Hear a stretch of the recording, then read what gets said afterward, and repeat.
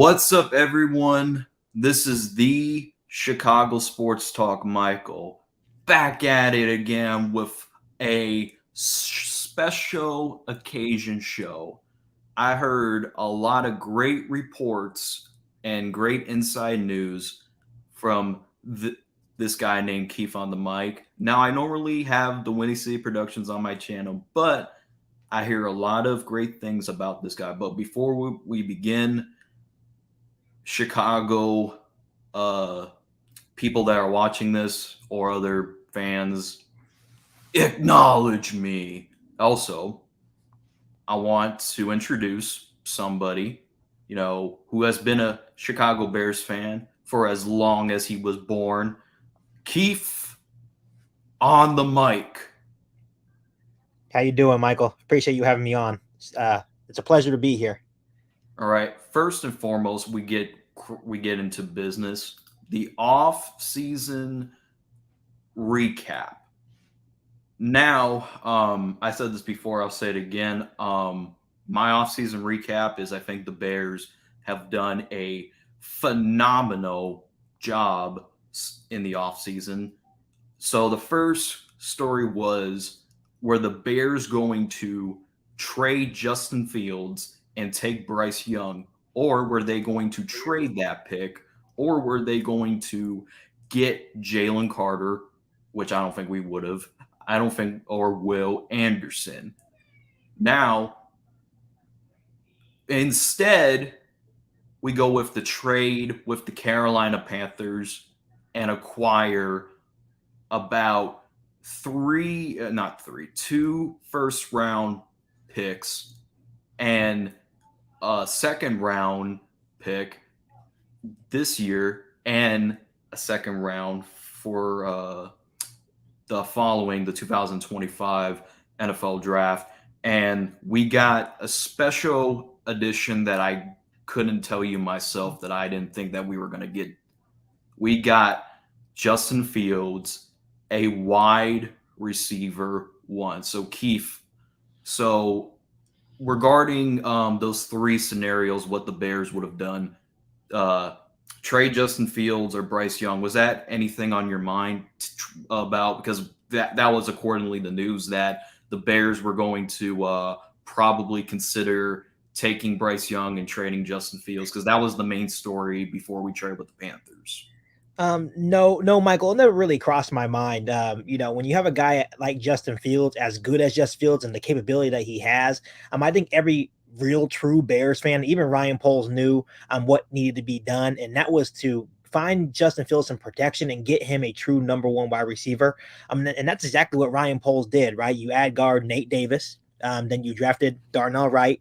And I feel like the biggest move of the offseason really was just making the switch to move Tevin Jenkins to left guard and put him right by Braxton Jones. Those are arguably the two best run blockers on our football team. So that's going to really help Justin Fields as well.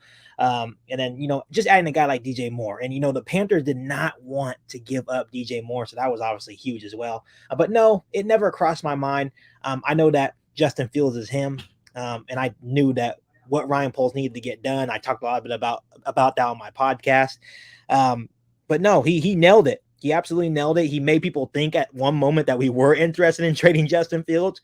But it was perfect because actually, jacked up the price for that number one overall pick. So I was pleased what Ryan Poles was able to do. So with DJ Moore, were you expecting DJ Moore to be in the conversation at all? Absolutely not.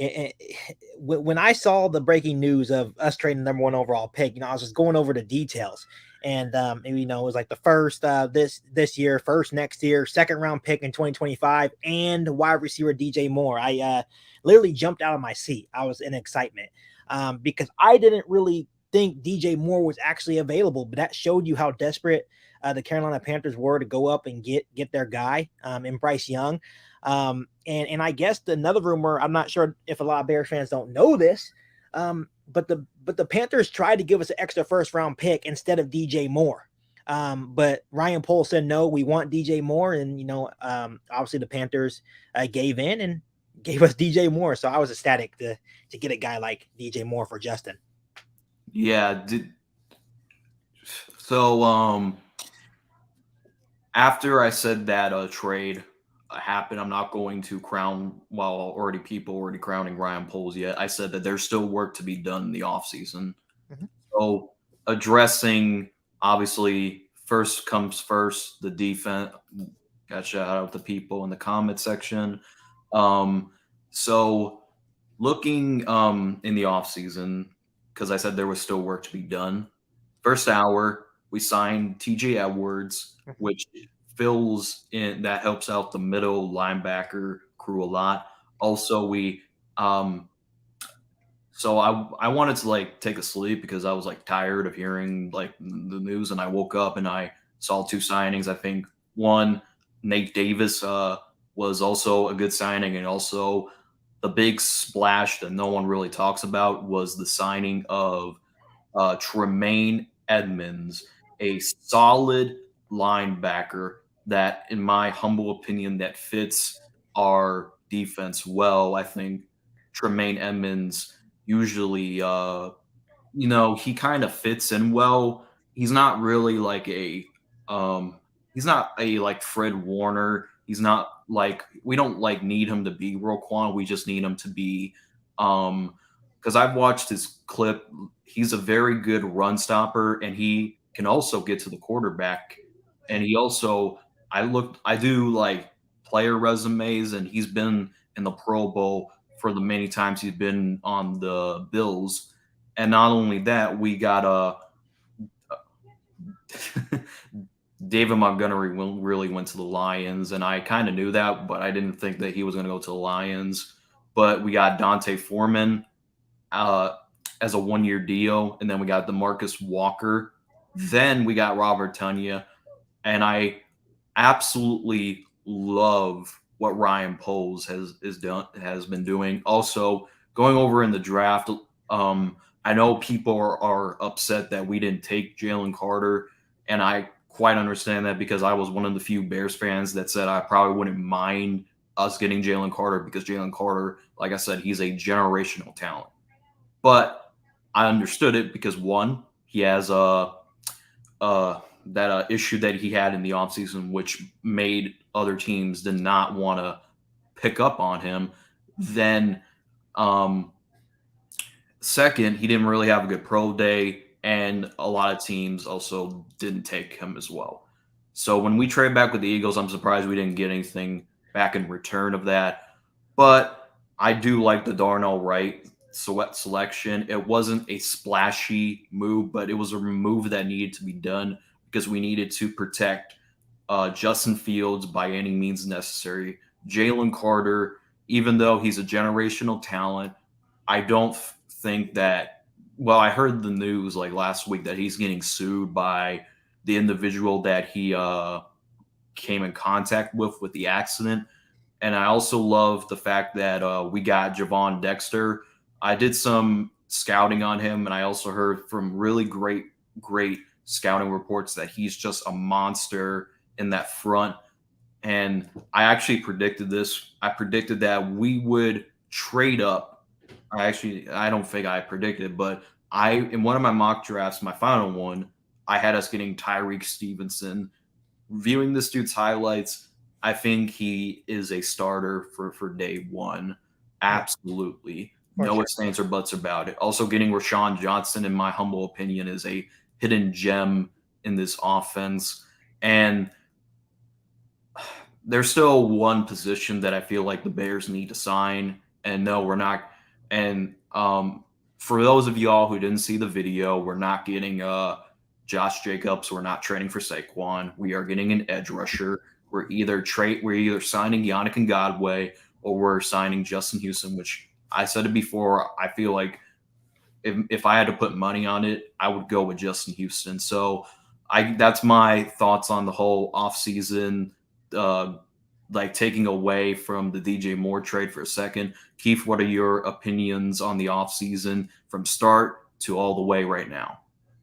Yeah, like I mentioned, I really like what Ryan Poles has done to the roster. I mean, kind of going off your point about like the whole draft and like him finding hidden gems like in Roshan Johnson. He's been doing that since day one at GM, right? He found a hidden gem in Braxton Jones. Now he's going into year two as a probably possibly solid left tackle option for the Bears. Then you look at guys like Dominique Robinson as well, right? At DN, looking to take that next step. So this is something that Ryan Poles been doing since day one, is finding hidden gems. And he made it very clear when he became the Bears GM that he wanted to build through the NFL draft and then depend on his coaching staff to develop the talent, right, and to build within. And I think it's a smart approach. We don't spend a lot of money, and we've seen that. We had that one big splashy contract with Tremaine Edmonds, which is a home run signing to me. I mean, and then obviously pairing him with TJ Edwards is another big signing. But the signing that I really liked, and people may disagree with me here, I really like the Robert Tonyan signing. This is a guy that's a legit extra vertical threat for Justin Fields.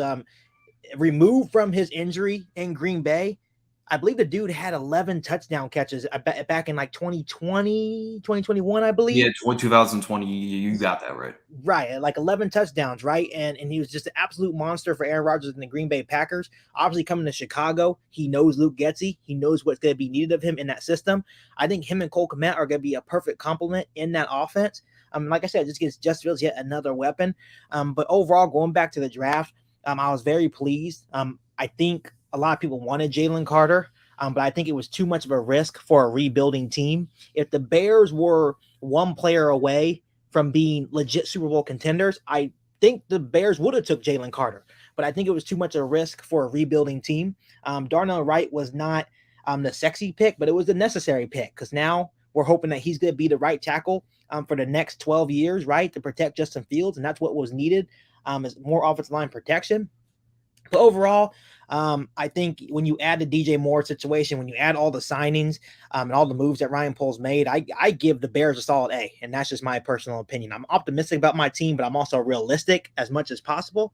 And realistically, it was a home run offseason for Ryan Poles. So, what do you think of the additions that Javon Dexter and Tyreek Stevenson?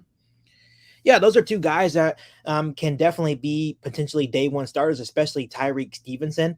This is a guy that he's a hard hitter. It looks like he's already a leader, a guy that's going to come in right away and compete for a starting job alongside Jalen Johnson. We all know that Kyler Gordon is now going to be playing the nickel position, so that cornerback 2 spot is wide open for the Bears for the taking. So I expect Tyreek Stevenson to make an instant impact on his defense. And then same with Javon Dexter. Ryan Poles decided to go interior defensive line, which upset a lot of Bears fans. But what Bears fans have to kind of realize about that is that a lot of the defensive linemen that Ryan Poles brought in, they have positional versatility. What that means that they can play inside, outside, right? So I expect them to move Javon Dexter around multiple spots. And there was actually a report that came out when we drafted him saying that the coaches in college didn't really use Javon Dexter correctly. So I'm intrigued to see how the Bears coaching staff are going to use Javon Dexter on the defensive line and how they can develop his game even more. Yeah, going back to the pass rush, I said it again. If it was up to me, I think I would have drafted a pass rusher to like get this thing over with. But I said it before. I don't mind signing either Yannickin. I don't mind signing Justin Houston. Looking at their resumes, I think Yannickin is probably the favorite, one of the favorites to fit our system perfectly because he's been under Eberflus and Justin Houston, which a Bears content creator that I'm aware of, said that well, Justin Houston, who has been in the NFL for I believe 11 years, and basically was still putting up numbers even at a very old age, and he fits he's probably like I feel like he has more upside than Yannick Ngakoue. But if you like, I going back to what you said yesterday, I agree that Ryan Poles is going to do a last minute signing the day before training camp, and it's going to be, in my humble opinion, I think it's going to be Justin Houston. So Keith, who do you think it's going to be? You think it's going to be Yannickin, or do you think it's going to be Justin Houston, or we're going to go into the season with just Travis Gibson and DeMarcus Walker. Man, I'm all over the place, Michael, when people ask me this question. I sometimes, if you ask me on certain days, I'll say, I feel like Ryan Poles is going to wait it out. I'm going to see how Travis Gibson, Dominique Robinson, and DeMarcus Walker look in training camp, and then maybe sign someone during training camp. But then other days, I think they will sign someone before training camp. I've been a big fan of Young Ngagwe leading up to training camp.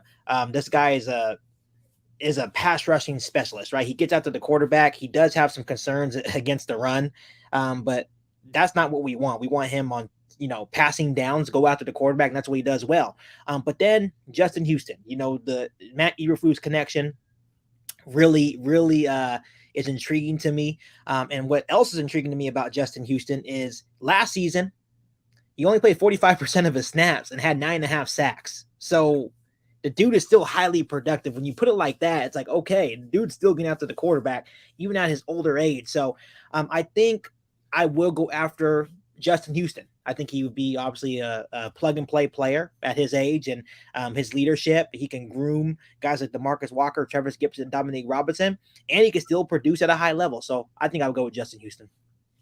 All right.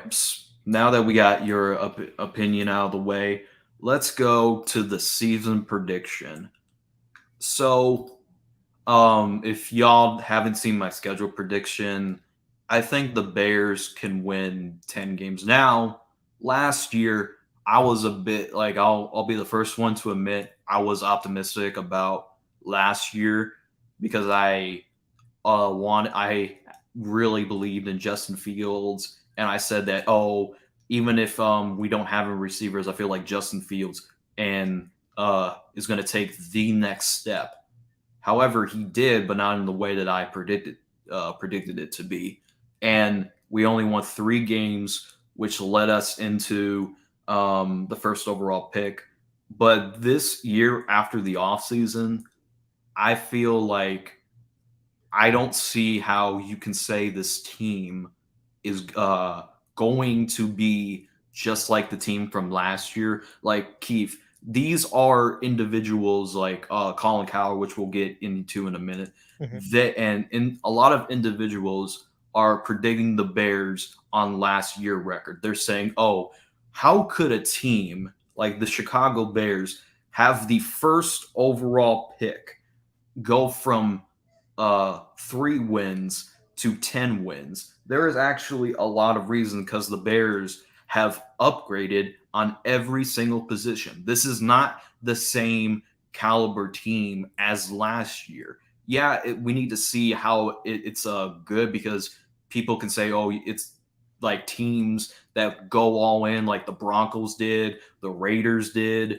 and look how that turned out. Like people say, oh, you can have a good team on paper, but it doesn't always translate. Like, for example, y'all, you probably still remember this, but you probably forgot about it. Like the 2010 Eagles that were supposed to be the quote unquote dream team. Oh Yep. boy, that was a disaster itself.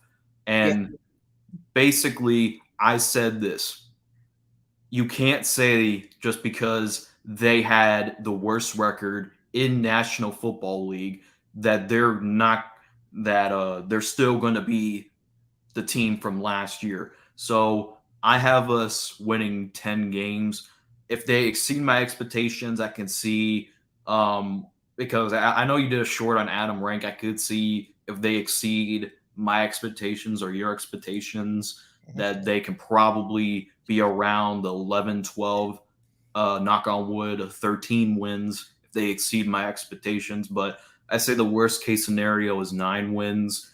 And looking at our schedule, I've looked at it many times. The only team that I can see us losing to, like a guarantee that we have no chance of winning that, is the Kansas City Chiefs. Like Yeah. there is no team I see on our schedule that I can say that, oh, there's no way we're winning this game besides the Kansas City Chiefs. So Keith, how is your view on the Bears season prediction record? Yeah, Michael, the the schedule is definitely less daunting for the Chicago Bears, and what I want to mention to like guys like Colin Coward or anybody that's kind of hating on the Chicago Bears or looking at last year's last year's record. We need to ask these guys, okay, how many games did the Bears lose by one score? There was a lot of games that they were actually in that, that we had the lead in, and Justin Fields actually got us the lead, and then maybe the defense gave it up, or maybe Cairo Santos missed the extra point, all little things. A lot of those losses weren't actually on Justin Fields. That's why I want to ask them. But now you have a less daunting schedule looking towards, right? And you have an improved roster at all phases. I think the Bears, being just realistic, I'm going to give them 10 to 11 wins, but I said, the floor I think could definitely be 7 to 8. And that's, things are going wrong, like injuries, things can happen, right? But I think I'm comfortable. I'm sitting them at like 10 to 11 wins. If Justin Fields really just goes absolutely nuts, which I think he can, maybe you are looking at like a 12-5 team, right? But I'm with you. The game that really concerns me is that Chiefs game going in the Arrowhead. It's going to be a tough game, but I think it's also going to be a good measuring stick of where we are as a team as well. So I'm fine with giving the Bears 10 wins. Yeah, I'm fine with it too. I don't know if you well, you did hear me. So, there's teams that go all in, like the Denver Broncos last year, the Las Vegas Raiders, the Philadelphia Eagles, the quote unquote dream team. How do you would feel be saying that if Colin Cowherd say, well, you could say that the Bears offseason was good on paper, but if you look at the teams like the Denver Broncos, the Las Vegas Raiders from last year, then a really great example was the Philadelphia Eagles team, the quote unquote dream team that didn't go well. So how would you feel if somebody were to tell you that? About the Bears being Yeah, their yeah, team? about the Bears. You saying that, oh, you can have a good team on paper, but it won't always like translate the way you want it to be. Yeah, they're absolutely right. Sometimes when you look on paper, and that's for every team, every single year, you can look on paper like, man, this team's going to be really good on paper. And I feel like that's kind of like, for example, what the Detroit Lions are doing right now. Like on paper, they look like a pretty solid team, and they had a really good end of last season, but on paper, they look like a pretty good team. I still think they have a lot more to prove. But if someone told me that, I'm very big on like any given Sunday, anybody can be beaten. The Bears have to go out there and prove themselves, much like every other team. Even when we play the Chiefs, any given Sunday, they still have to go out there and play, right? Even though they're the defending Super Bowl champions, they still have to go out there on Sunday and suit up against us, right? So that's how I kind of feel about that situation. That even though you could have a solid roster on paper, injuries happen, right? Sometimes the expectations can be too big for some players, right? So that's how I kind of would respond to that. Yeah, so in our division, the Lions are favored to win our division. Yeah. And I'll say this, regardless how you feel about the Lions, and I know you like majority of people think that the Lions will win that division, but there's something telling me that the Lions will not win that division. I don't know. It's just something that is telling me that the Lions are gonna lion. And I know that's probably, not like a great catchy, but it's just I don't believe in the Lions, and just like they're getting in trouble with gambling. It's only a matter of time before their roster gets suspended. But I just have a feeling I just don't believe in the Lions. The Vikings were frauds. I said it once, I'll say it again. They were the most fakest 13-4 team I've ever seen, and they were going to get exposed eventually in the playoffs. I actually predicted that they were going to lose to the Giants because they were in one-score games a lot, and they won ugly, but they made it to the playoffs, and they showed that when they faced a team like the Giants, that the Giants basically won. But it's just like Kirk Cousins is not the answer. I've been No. telling Vikings fans that Kirk Cousins, even though he can win games, he can maybe take you to the playoffs, but he's never going to win the big one. They don't call him primetime Kirk Cousins for no reason. Yeah.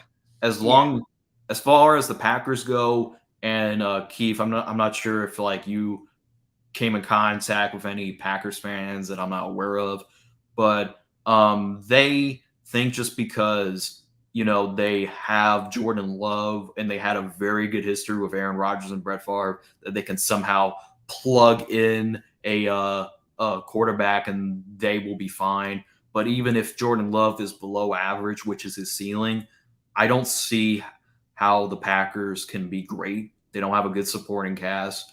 They are okay. I know this hurts Packers fans. They don't want to hear it. They are rebuilding, in my opinion. They will finish last in the division. Like I said, Jordan Love is nowhere near Brett Favre. He is nowhere near Aaron Rodgers. He is like Jordan Love was horrible in college, but he somehow was a first round caliber because of one good season. And Jordan Love is not my type of quarterback that I would want. To me, his ceiling is below average, and also, which was kind of funny. He called. Not sure if you were talked about this or was asked about it. Apparently, he called us Bears fans his daddy.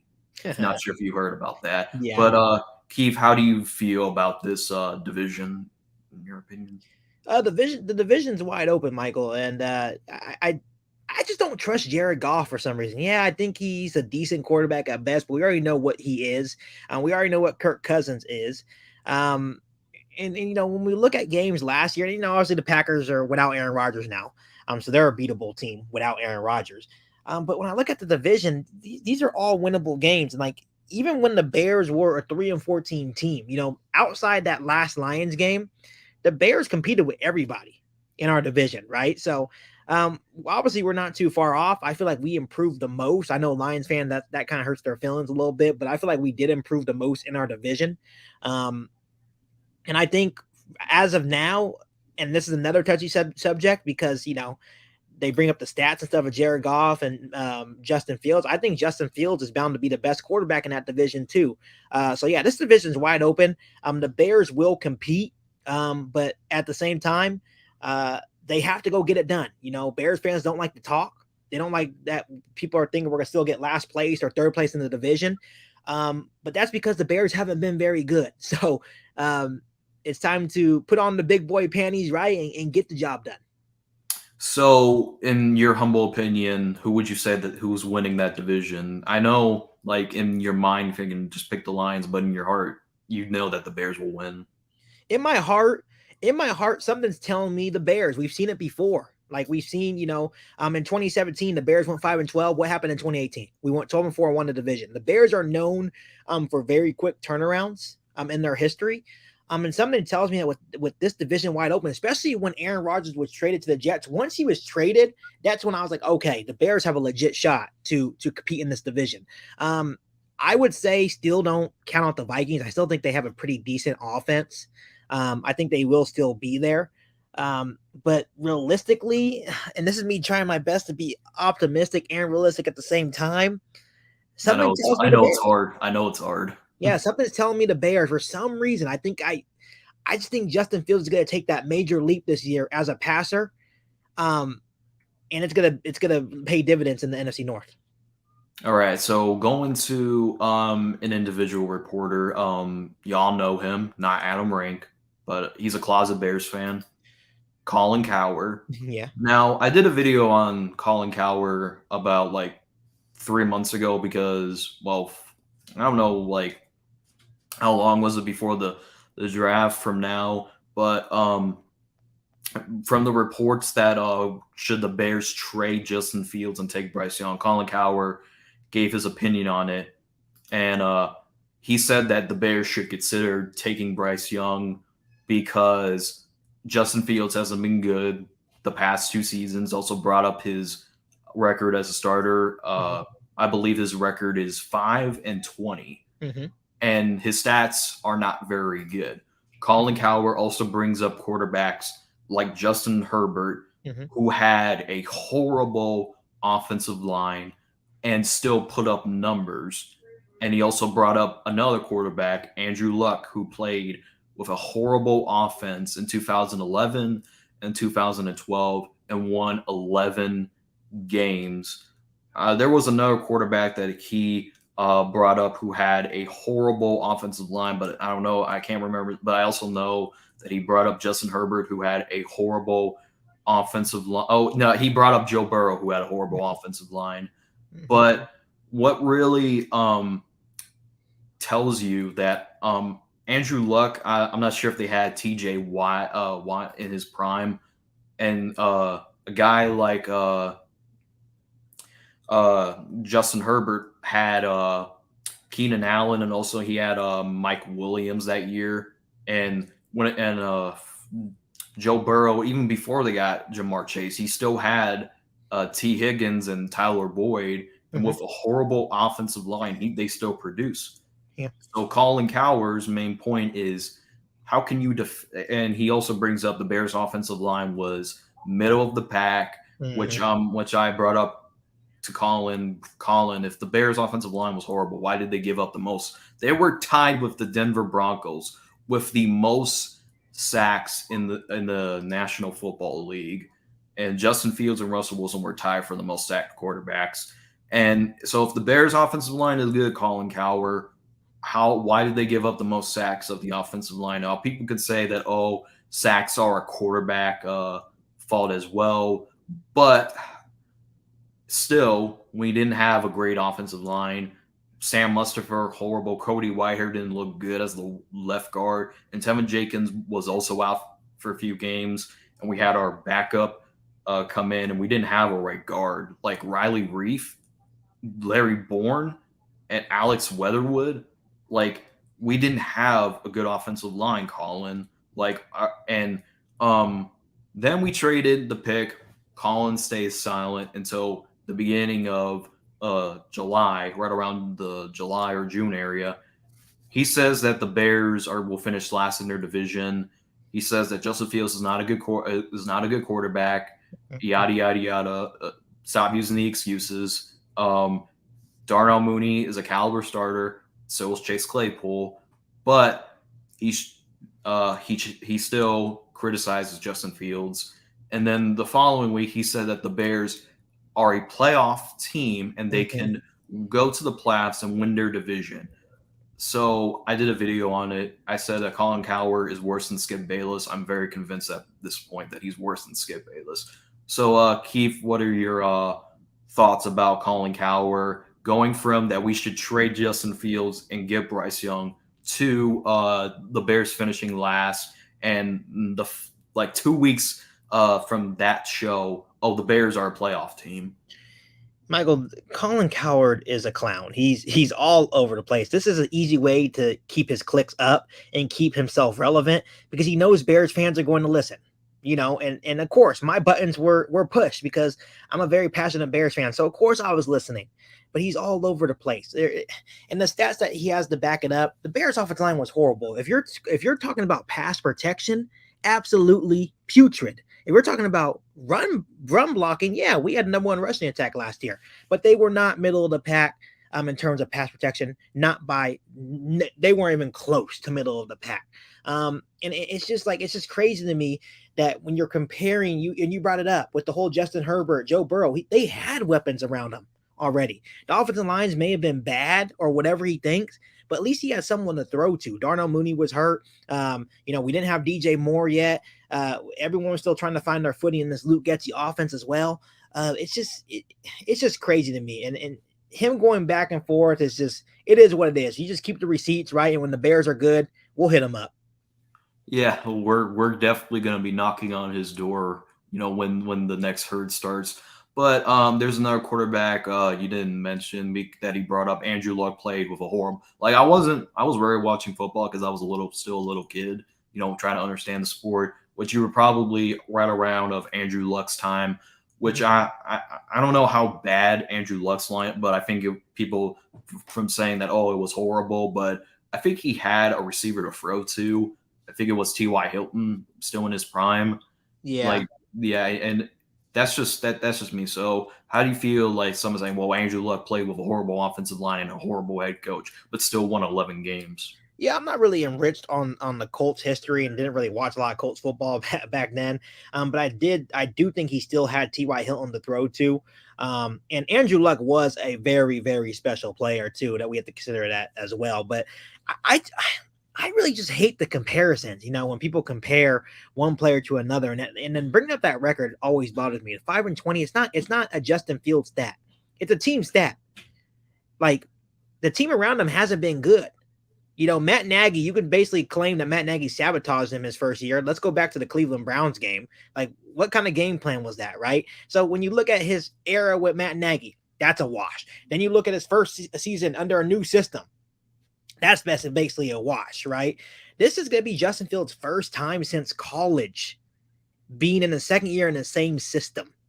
So if Justin Fields goes out there and let's say the Bears happen to go 3-14, it's very clear that he's not the guy. Colin Cowherd was right, but I don't think that's the case. That's just my personal opinion. I try my best not to get too riled up about it, and just Bears have to go out there and prove it. But sometimes it's just nonsense when people just try to compare all the time, because they're all Justin Fields is a different quarterback than those guys. Yeah, people just feel like you can get a good quarterback. It's hard to be Patrick Mahomes. It's hard to be a great quarterback in this league. But Justin Fields, my overall opinion on him, like I said, I wasn't expecting us to get Justin Fields. I was more expecting Mac Jones because I feel like that was a type of Ryan Pace move to do. I was not expecting Justin Fields to be in a Chicago Bears uniform, which it was kind of shocking to me when we got him. Like, it wasn't supposed to happen. The Jets were stupid. The Niners were stupid. The Falcons were stupid. The Panthers were stupid. It's just like Justin Fields dropped all the way to right around 10, and we traded with the Giants, and we traded up, and we got Justin Fields. Like I said, I think his first year he was sabotaged by Matt Nagy, and like Matt Nagy put Justin Fields in a horrible position to succeed, in my critical opinion. But the game where Matt Nagy was out due to COVID reasons, you saw how good Justin Fields was without Matt Nagy. Like, even though we lost that game, you saw what Justin Fields did in that game. And when Matt Nagy got fired, I said that this is a new beginning for Justin Fields. And I try to be optimistic, saying that I feel like Justin's going to take his next step. And now through week 1 for week 5, which I believe, which was where we lost to Washington, Justin Fields, like, I was concerned about Justin Fields. Like, I was like, are we putting him in a position to succeed, or are we setting him up for absolute failure? And after the mini bye, after we were on the road against the Patriots, that's when when Justin Fields said, even with a bad supporting cast, even with a horrible offensive line, even if I'm going to be ending up as the most sacked quarterback in the NFL, I'm still going to play my heart out. And he did. He had a lot of games where he was great. The Cowboys game, even though we got blown out, he kept us in that game. And the Bears were driving down the field and David Montgomery fumbled the ball. Justin Fields jumped over Michael Parsons, and everything turned bad from there. Then you go to the Dolphins game, which was Justin Fields' best game. The referees, like, they missed the PA call on Claypool, and the same with the Falcons game. David Montgomery, he has to catch that ball, even though you say that, oh, that was a too high ball. Justin Fields could throw a better ball, but David Montgomery, I feel like he should have catched that. It's just like there's many games that the Bears lost as a 1-score game, but you necessarily can't put all the blame on one. Like, there's some things that Justin Fields is at fault for, holding the ball for too long and not making some decisions which he can work on. But these are the same individuals that said the same thing about Josh Allen, said the same thing about Jalen Hurts. What did their front office do? They got them weapons. And guess what? In year 3, they exceeded expectations. They are one of the best quarterbacks in the NFL. Justin Fields, regardless how you feel about him, I feel like he is going to take the next step. DJ Moore is a top 15 receiver. Darnell Mooney was productive when he was healthy. Chase Claypool, which we'll get into in a minute, I feel like Chase Claypool is being disrespected by the media and some Bears fans themselves. But I said it before, you can't expect somebody to like walk in and then they automatically turn out good. They have to learn the playbook. And Chase Claypool has a full offseason to be with Justin Fields to get chemistry with him. And if he doesn't work out, Tyler Scott, like I forgot to mention about that. Tyler Scott is a hidden, also a hidden gem in this receiving core, in my opinion. It's just like, and he also has Cole Kmet and Robert Tanya, which is a sleeping blanket for him. But it's just like it takes patience and it takes a great supporting cast to do it. Winning is not, and I don't care what anybody says, winning is not a quarterback stat. It is a team stat. Mm-hmm. Regardless how you feel about Justin Fields and how he can be good of his record, winning, like I also presented this. Drew Brees, 10 and 17, first 3 seasons of the NFL. Joe Montana, 2-6, his first 2 seasons in the NFL. Eli Manning, 1-6 as a rookie.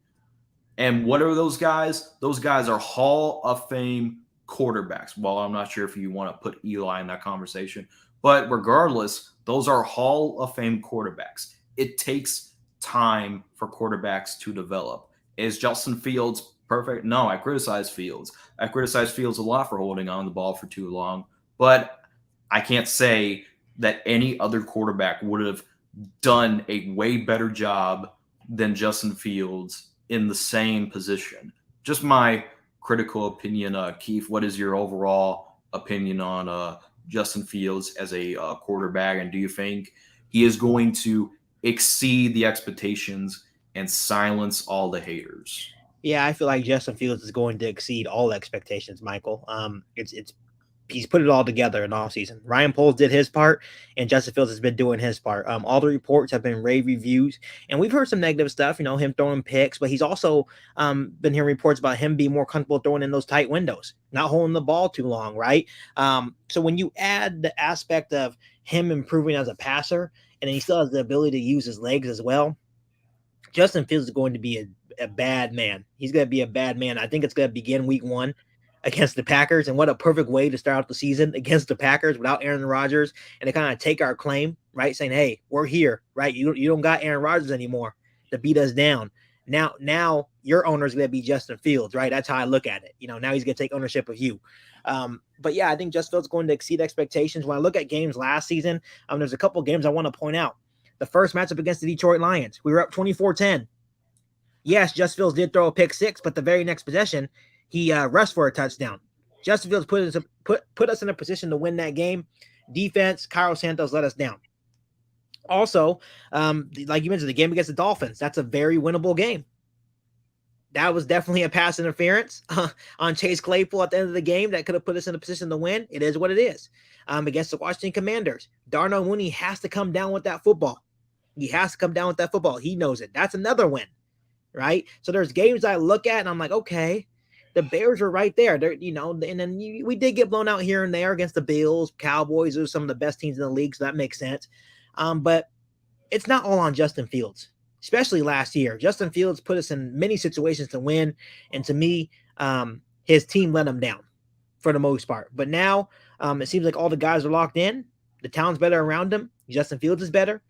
And like I like to say, Justin Fields is him. He's the guy.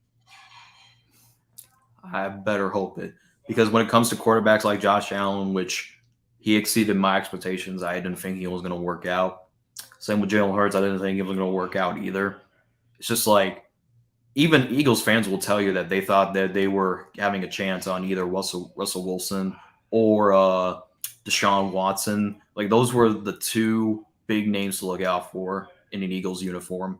But they decided to keep their guy and give him talent to succeed. Like, someone like a Josh Allen got a Stephon Diggs. Someone like Jalen Hurts got a A.J. Brown and Devontae Smith. Like, when you give your young quarterback weapons like those, the sky is the absolute limit for Justin Fields. And, like, how was your overview of Josh Allen? Did he like his first 2 seasons where you can say that he was not really like a great quarterback? He was all right. Same with Jalen Hurts. I feel like when it comes to those two quarterbacks, I feel like they were great, but they needed to have the personnel in order to do it. So, how was your overview of Jalen Hurts and uh, who else? Uh, yeah, it's escaping my mind. It's escaping my mind. But oh yeah, Josh Allen. So, what are your thoughts? What is your overview of those two quarterbacks when they first started to now? Yeah, Jalen Hurts was kind of in the same spot as Justin Fields. They're very similar quarterbacks when you look at them. Jalen Hurts was kind of struggling. There were some questions about him, where it's like, okay, is he the guy? Is he not? I feel like at last year, not last year, but the year before that, before they got on AJ Brown, I felt like Justin Fields. You're going to compare him like by year. I think Justin Fields is a little bit ahead of where Jalen Hurts was, so that's good news. But look what happened to Jalen Hurts when the offensive line for the Eagles was always good too, and then they got an AJ Brown, and now he's doing well. So my assessment on him is that now he's a true franchise quarterback, and that's encouraging for Bears fans, hoping that Justin Fields is the guy because they're very similar players. Josh Allen, he was more rocky, right? He had a lot of raw potential coming out of college. This is a guy that definitely needed a little bit of development. He had a big arm, and he was big and he could run. He was a freak athlete, but he was raw talent, right? So you definitely saw that raw talent in the first couple of years, and then they got him Stephon Diggs, and they worked around his strengths, and I think that was a big thing about when you're looking at Justin Fields too. Matt Nagy never really played to his players' strengths. Bringing Luke Getsy, Matt Eberflus, they are now playing to Justin Fields' strengths, and that's what both the Eagles organization and the Bills organization did for their respective quarterbacks. They're playing to their quarterback strengths, and they're playing to their team strengths, and that's really important moving forward for Justin Fields as well. Yeah, it's just like I don't like I feel like this is I'm also keeping receipts on this. Hopefully you and your fans do. Um you remember the joke Lamar Jackson is a glorified running back, after he lost the Chargers. Oh, he's a running back, glorified running back. Get a quarterback and switch his position to a running back. It's the same treatment for Justin Fields. Like he's like have you been paying attention to the people that saying, "Oh, he's a running back. All he does is run, run, run. He's a very good runner, but he's not a very good passer." It's just like how do you respond to an individual that says Justin Fields is a running back? I say go watch the tape. If you're truly watching tape, you would never say Justin Fields is just a running back. Justin Fields has made many, many throws where you're kind of like taken back, like, man. Now the key for Justin Fields is, can he do it consistently? That's the next step for him, right? Let me just point out some throws to you, Michael, just for your listeners, my listeners, or maybe just Fields haters that may tune in. Rookie year, Monday Night Football against the Pittsburgh Steelers. Let's play it back. He scrambles to his left, kind of evades pressure because we don't have offensive line. Rolls out to his left, throws an absolute dot to Darnell Mooney. You remember that one? Mm-hmm. Absolute dot. That was one of the throws where I'm like, okay, Justin, very good throw. Another throw that I really love to bring up, Atlanta Falcons last season. He rolls out to his right. He directs David Montgomery, throws an absolute dot to David Montgomery. That's a tough throw to make. Washington Commanders, the only points we scored.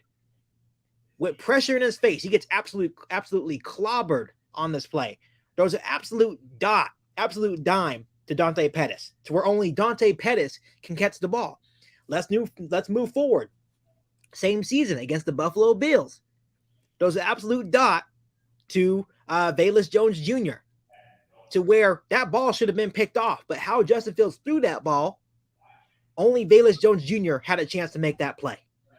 Justin Fields puts his teammates in very good situations. So to all the Justin Fields haters saying he can't throw or he's just a running back, you really need to watch more tape, because obviously you're not taking the time to actually watch the game film on Justin Fields. Well, also a throw in that Pittsburgh Steelers game, which I think we did get in a position to score, but the referees cost us very badly in that Steelers game, was the throw that he made to Marquise Goodwin. That dot of a throw, even though I feel like if that was a very good receiver, he would have took it into the house. But obviously Marquise Goodwin is just he's not really a great receiver, but he's a very speedy position receiver, in my opinion. Also, another good throw that Justin Fields had was against the 49ers week one this year, where not this year, last year. So where he was like, it was like third and like 7, I think, and then like he scrambles outside of the pocket and he throws like a dart to Dante Pettis, which was a great of a bomb. And another great throw, which was I think it was the Detroit Lions, where it was a 2-and-1 at the 50-yard line. He does a fake. He does like a fake like toss to like David Montgomery, or a fake like play action, and he throws it to Cole Kmet, and Cole Kmet goes it all the way. And that's another good example of a good Justin Fields throw. Also, two good throws in the same play, where he throws it up to Equanimeous St. Brown for a touchdown by David Montgomery. Like Mhm. he threw it up, and Equanimeous St. Brown came down with it, and also was against Jair Alexander. Also, second play rolls out, front goes up, says a prayer, and N'Keal Harry comes up with that with a great catch. That shows you Justin Fields can throw the football. So all the Justin Fields fans, like, I don't think he's gonna run as much as he did last year, was because I feel like the only reason why he did run, because no receivers were getting open, and the coaching staff says, "Oh, Justin, we saw how great you were running, so why not, okay, do design run plays?" That's what helped Justin Fields a lot, in my opinion. But I have a feeling that he's not going to run as much, because we have weapons surrounding him to get open. It's just like Yeah. it's just like I just like, we're keeping receipts, Justin Fields haters. Also, that Ravens fan that follows my channel, we're keeping receipts. We're keeping receipts on you people that doubt Justin Fields, and you best believe when he exceeds the expectations, which me and Keith expect him to do. Oh, we're never gonna let you hear about it. You're not gonna say anything great about Justin Fields, and you, Colin Cowher. Oh, you better not say anything good. You keep that same energy. You keep Yeah. that same energy as you did before, That's a because big one. Justin Fields is him. We've been saying it since the very day he was drafted. We've been saying that all very long. And Keith, what is your overall opinion on that statement that I just made? Yeah, keep just keep talking. Justin Fields is not a big talker. That's the thing I like about him. He's all show, right? He's like, I'm just gonna go out there and prove it, and he knows what he needs to do. He knows he has expectations, but he wants those expectations. He wants to be great. He wants to own the city of Chicago. He wants to be the face of Chicago. Justin Fields is him. And the funny thing is, I'm reading all the people, reading all the negativity. But guess what? When Justin Fields does it, I'm just gonna stare at him and just say, I told you so. We knew it. We knew it. So I'm excited for the season, Michael. That's all I have to say. Justin Fields is ready. The Bears are ready. Let's just watch football now. Yeah, speaking of somebody who really wants to shut up the haters that it's not Justin Fields, it is Chase Claypool, the big name, the big, like, anyone that's against the media not named Justin Fields. It is Chase Claypool, which the Bears traded for in the middle of the season. Traded him to Chicago, and unfortunately, he has not meet those expectations as being the receiver that we want. We ended up giving the Steelers what they want, which was the 31 overall pick. And I said this before, you have to wait and see. And there's a report coming out saying that the Bears are unhappy with Chase Claypool, even though Justin Fields and Matt Eberflus debunked those rumors about Chase Claypool's. But then again, media people can say, "Oh, they're just teammates; they're supposed to do that." The only way I'll tell you how we know that Chase Claypool is going to work out. We're going to see if he's good or he's bad. It's going to be week one. That's how we're ultimately going to know if those reports were true or those reports are false. So, Keith, what is your overall opinion on Chase Claypool from his start to finish? So, all right, go. Yeah, Chase Claypool. He was traded at the deadline. And the stat that the thing that I always like to bring up with the Chase Claypool thing, how long did it take for Justin Fields and other offensive weapons to start clicking offensively against the New England Patriots? That was week 8, correct? Or week 9, or wherever it was. It was the middle of the season. So it took Justin Fields and the rest of the Bears receivers and weapons, what, the whole offseason, then 7+ weeks to actually get going. So that's why I really kind of gave Chase Claypool some slack. I wasn't disappointed that he didn't pan out right away because he still had to learn the offense. He still had to create a chemistry with Justin Fields, which sometimes is really hard to do in the middle of the season. Now, fast forward a little bit into the offseason. You've heard nothing but rave reviews from Luke Getsy. Justin Fields has come out already and says that Chase Claypool is already the most improved player on the offense. I think Chase Claypool is going to be the X factor for this Bears team, especially now that you have DJ Moore, Darnell Mooney, Cole Kmet, Robert Tonyan, Tyler Scott. You can't guard everybody. So Chase Claypool is definitely going to have the opportunity to produce on this offense, and I'm excited to watch it. Yeah, because if Chase Claypool doesn't work out, what other team is going to want Chase Claypool? Nobody. They're going to say, well, you didn't produce, and, why should we consider you? It's just like, I want Chase Claypool to ball out because he's entering in a final year of his contract. Same with Darnell Mooney. It's time for Chase Claypool and Justin Fields to do their job. And also, another topic that I also didn't add on here. What is your opinion on Matt Eberflus? Because he was, according to Don Bird, which I'm not sure if you know Don Bird as a reliable source, but this is actually true. Matt Eberflus was voted as the worst coach in the NFL because in his first year, he ended up with a horrible record and individuals say, oh, are we sure he's not worse than Matt Nagy? So what is your overall opinion on that? First off, Don Burr's a joke. He just talks out of his ass. That's all he does. But I do appreciate the guy. He's a fan, and he's persistent. So you gotta give it to him. But I don't believe it whatsoever. I don't think Matt Eberflus is the worst coach in the NFL. I think what people need to realize that it's all about personnel in the NFL, and overall, Matt Eberflus didn't have the right personnel on the football team, right? And that was Ryan Poles' job to rebuild the team. So I think everyone knew. I think you always go into the season optimistic, but realistically, the Bears were probably never going to be great last year because of the pieces we have on the team. That's really tough for a coach. But what Matt Eberflus did do for the Bears last year was he created a foundation. He laid the ground of that foundation, created a culture. The culture is great in Chicago now because of Matt Eberflus. So now, going into year 2, now that you have the personnel, now that you have the culture in place, now you can start building, right? And that's what they've been doing. So I'm excited to see Matt Eberflus in year 2. Actually, yesterday on my live stream, I said one of my bold predictions that Matt Eberflus will be in the conversation for NFL's Coach of the Year. Oh, that's a big take. I don't think that's going to happen. But if it happens, great. But if it doesn't, great. I mean, I just want it can't be worse than Matt Nagy. That's all I can say. Right. Matt Nagy was beyond horrible. Like I said, am I discrediting the guy? No, he's probably a good person if you get to know him, but he's not a very good head coach. You can like a player, just not an individual coach. I like Jay Cutler, the person, but I hated him as a player. I'm pretty sure you did as well. You liked him as a person, but you hated him as a player. I mean, but you still root for him. But I feel like Justin Fields is already the best quarterback in the Chicago Bears history.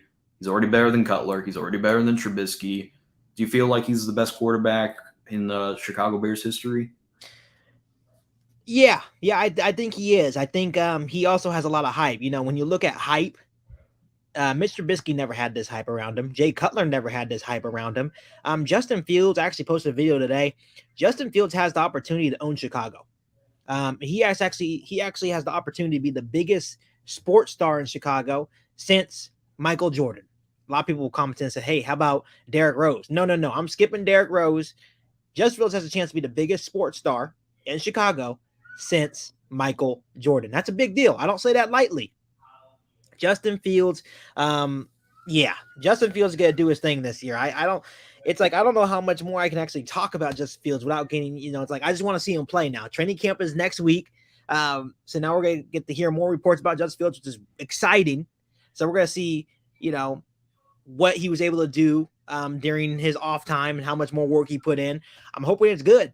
And then, obviously we have the joint practice with the Indianapolis Colts as well. So that's going to be a good indication, good, measuring stick going against a different team.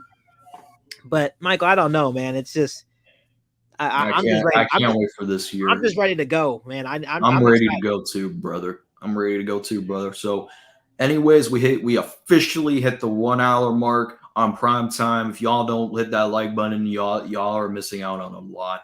Also, hit the like and subscribe. I also leave KIEQ on the Mike's channel in my YouTube description down below, so you can know who KIEQ on the Mike is. It's just like I can't wait for this year. It is time. Like I said, it's time to put up or shut up. And do you want to know how we're going to do that? Going to make a statement in beating down the Packers. Y'all been talking spicy. And guess what? I don't want to only beat you, Packer fans. I want to kick the absolute crap out of the Packers week 1. The first touchdown, I don't care if we're up 28-0. Keep hitting the gas pedal until the clock says 0-0 fourth quarter. So Keith, like that, those are the end, the final scene. Keith will be the post credit. So Keith, do you have any messages for the Bears fans and the post credit scenes for y'all favorite Marvel MCU movies? Keith will be the post credit scene. So Keith, you're gonna have a moment to share your message to Bears fans, and you can talk a little trash about the about the Packers, Vikings, and Lions. So keep on the mic. Your post credit scene begins in 3, 2, 1. Yeah, guys. Just like the great Darnell Mooney said, get ready to win. I think this team is ready. It's primed. I think this team is going to be a lot better than last season. But Packers, Lions, and Vikings fans, you guys better get ready because I think it's going to be a totally different Bears team. I think you guys are overlooking us. But just keep that same energy because when we're beating you guys down this year, it's going to be very funny when you guys are trying to backtrack saying, oh, well, we never said that. No. We have all the receipts. We're ready to play. You guys better be ready. Bear down, baby. Bear down. Also, FTP. Not trying to keep it professional. FTP. But screw the Packers. Yeah. Trying to keep it professional. Yeah. So, anyways, guys, I know we didn't get a lot of questions. We got a lot of people tuning in. We got 4 people right now watching. Keep on the mic. I heard a lot of great things about you. I'm not sure if you know who John Jay is. I want to give a special shout out to him because he's the one person who recommended me to you. And I saw your channel, saw a couple videos. You are more like he said. You're more smart. You're optimistic, and you're realistic at the same time. Also, I want to give a special shout out to John Jay. If he's listening to this, I want to give a special shout out to John Jay. If he's watching, because he's one person that talks very highly about you, and you have a very good channel going. We actually, my channel hit 1K. Congratulations. Yeah. It's a very long road to go. Obviously, you had a long way to go. YTC comes in. He's also a Giants fan. Great show. Absolutely. It's time to put up and shut up for the rest of the year. Shout out to everybody that's watching. We got 7 people watching. People really tuned in for the post credit scenes. It's just like your favorite movie, and people just really care about the end credit scenes. We want greatness, and the only thing want to be greatness is if you are putting up and shutting up. It's the ultimately go. So everybody, Keith, do you have any special things to say to the guest audience? I just want to say shout out to John Jay as well. That's a guy that every time the Bears 49ers come around, I hop on his channel. Really good guy. I do appreciate all the nice words that you had to say about me, and I wish you the best of luck in your channel as well. I do remember being in your position. You just have to keep pushing, keep posting that good content. I've seen your content before. And I am a big fan and big supporter of you. I'm a big fan of all Bears content creators. We're all in it together. But Anytime, man. Anytime you want me on, I'm definitely willing to come back on. Throw up the ones. It's a WWE thing. If you watch it, it's like it's a gimmick. Oh yeah, there we go. John Jay said, "KIEQ, what's up, man? What's up, John Jay? Appreciate you."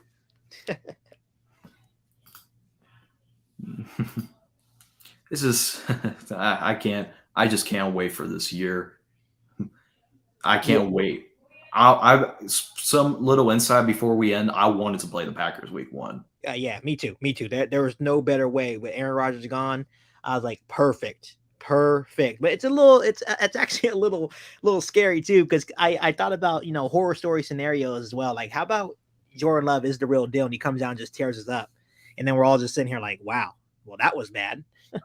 I don't think that's gonna happen. Yeah, no, I don't think it's happening. So thank you everybody to tuning in. It's been a great show. I know people might have missed a few parts, but when this video ends, this is going to get a lot of you. I'm not sure if Keith wants to share this on his community tab, but that's it. That's his choice. Yeah, But I got you. if not, shout out to Keith on the mic. He a good dude, and I'll be sure to watch, comment, and also Don Burr. I know you're watching, even though you're not commenting. We're keeping receipts on you as well. Yeah, for sure. All right. So thank you for everybody. Thank you, Keith on the mic once again. Appreciate you. All right.